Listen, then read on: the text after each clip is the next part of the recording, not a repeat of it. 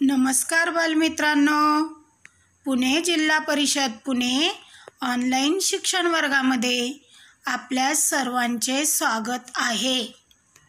आज आपण शिकणार आहोत इयत्ता चौथीचा विषय भाषा, घटक कोलाज, पान नंबर 70, 71, 72. या घटकाची अध्ययन निष्पत्ती अशी आहे आणि माझा परिचय आहे.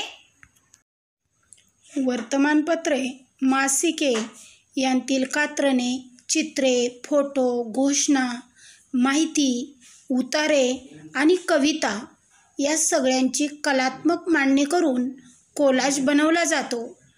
एका कोलाजमध्ये एक विषय मांडला जातो किंवा अनेक विषय एकत्रितपणे मांडले जातात. याला कोलाज म्हणतात. सचिनचे खूप कौतुक वाटणाऱ्या एका छोट्या मुलीने त्याच्या क्रिकेटमधील विक्रमांची व इतर माहिती जमवून हा कोलाज बनवला आहे. त्याची माहिती आपण पाहणार आहोत.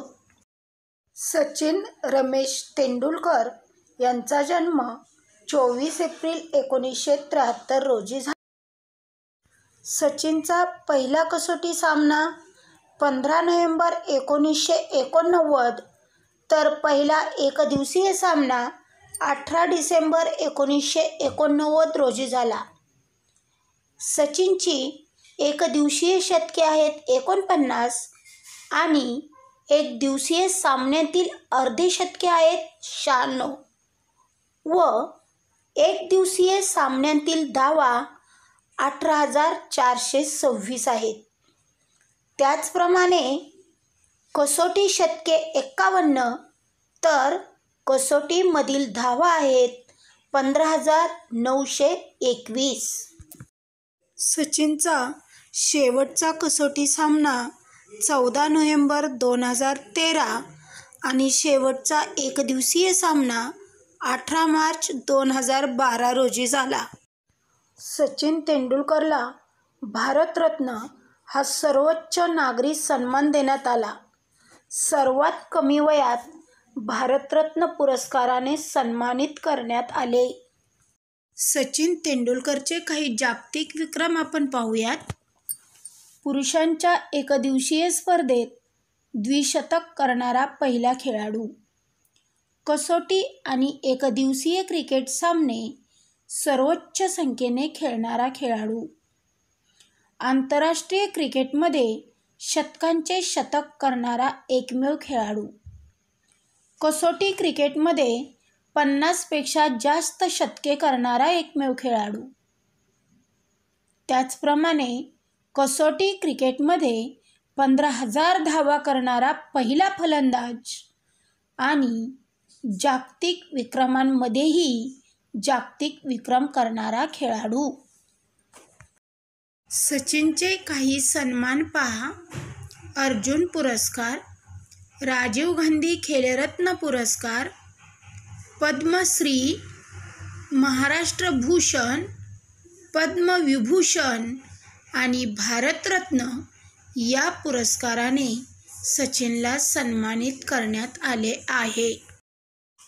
तुमचा आवडता क्रिकेटपटू सचिनने आपल्या निरोप समारंभातील भाषणात काय सांगितले ते पहा. क्रिकेटमधून निवृत्त होतानाच्या भाषणात सचिनने त्याला मदत करणाऱ्या सर्वांचे म्हणजे त्याचे आई-बाबा, कुटुंबीय, नातेवाईक, मित्र, गुरु, डॉक्टर, प्रशिक्षक, व्यवस्थापक, प्रसारमाध्यमे या सगळ्यांचे आभार मानले. आमचा लाडका सचिन. रमाकांत आचरेकर सरांविषयी सचिन काय म्हणतो पहा. गेल्या 29 वर्षामध्ये सर मला कधीही छान खेळलास असे म्हणालेले नाहीत. कारण मी बेसावध होईन आणि मेहनत करायचे थांबवेन असे त्यांना वाटायचे. आता माझ्या कारकिर्दीबद्दल ते कदाचित म्हणतील उत्तम, कारण यापुढील आयुष्यात मी सामने खेळणार नाही. मी क्रिकेट पाहत राहीन आणि क्रिकेट कायम माझ्या हृदयात असेल. सर, माझ्या आयुष्यातील तुमचे योगदान फार मोठे आहे आणि त्यासाठी धन्यवाद.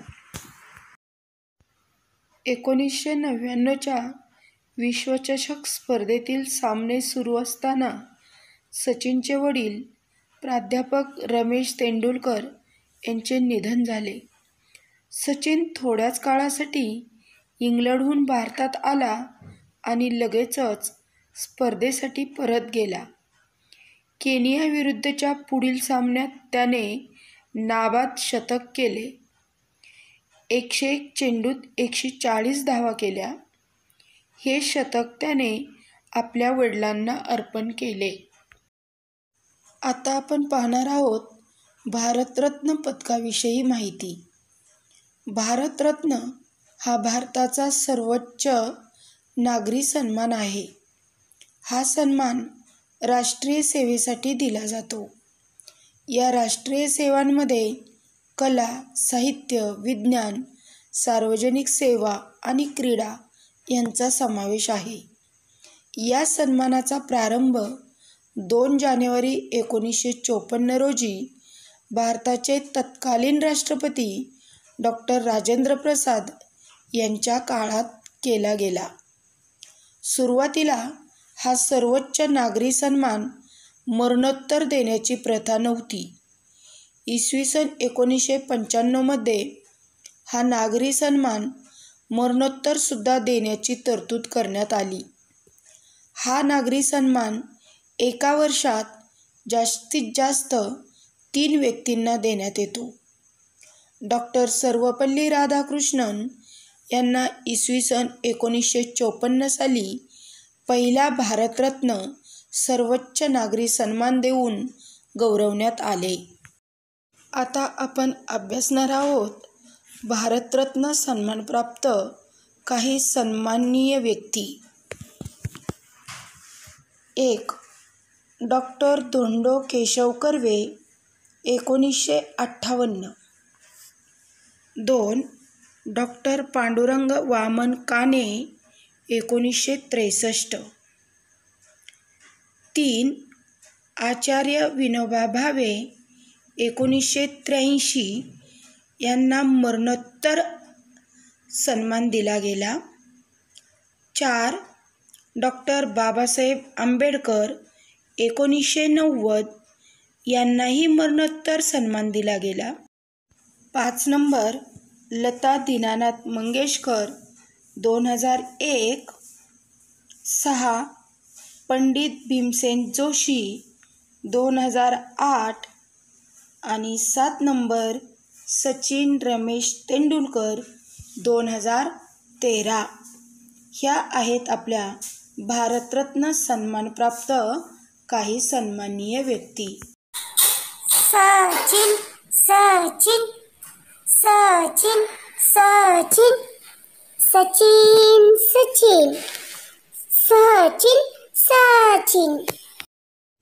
तुम्ही देखील तुमच्या आवडत्या व्यक्तीचा किंवा खेळाडूचा असा कोलाज तयार करा. धन्यवाद मुलांनो.